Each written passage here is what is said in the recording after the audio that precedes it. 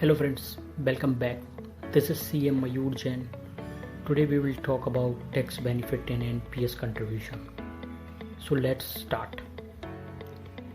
जैसा कि आप स्लाइड में देख रहे हैं, 3 section, that is section 80 CCD 1, 2 and 1B income tax act में प्रिस्क्राइब किए गए हैं NPS से रिलेटेड डिडक्शन के लिए। सेक्शन एप्लीकेबिलिटी इस बात पर डिपेंड करेगी कि कंट्रीब्यूशन किस पर्सन ने किया है। अगर NPS कंट्रीब्यूशन सैलरीड पर्सन या सेल्फ एम्प्लॉयड पर्सन ने किया है तो section 80 CCD 1 and 1B applicable होगा, और अगर कंट्रीब्यूशन एम्प्लॉयर ने किया है तो सेक्शन 80 CCD 2 एप्लीकेबल होगा। Now we will talk about how much deduction we will get in these 3 section. Section 80 CCD 1 में सैलरीड पर्सन के द्वारा कंट्रीब्यूशन पर 1,50,000 या 10% ऑफ सैलरी, इनमें से जो भी कम है उतने अमाउंट का डिडक्शन मिलता है।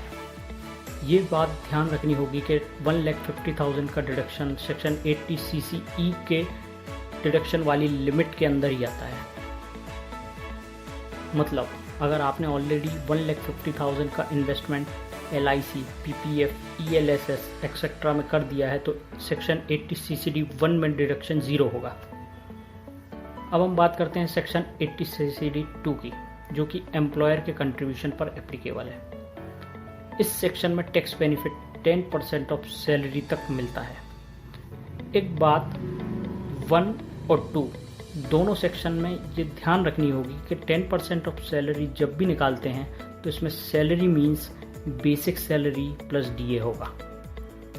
Now we will talk last section, that is section 80 CCD 1B individual person, जिसमें इंक्लूड है सैलरीड पर्सन और सेल्फ एम्प्लॉयड पर्सन। NPS में जो भी कंट्रीब्यूशन करते हैं ये दोनों एडिशनली 50,000 तक का डिडक्शन ले सकते हैं। मतलब 80 CCD 1 में जो डिडक्शन लिया है 1.5 लाख रुपए का, उसके अलावा ये 50,000 तक का डिडक्शन ले सकते हैं।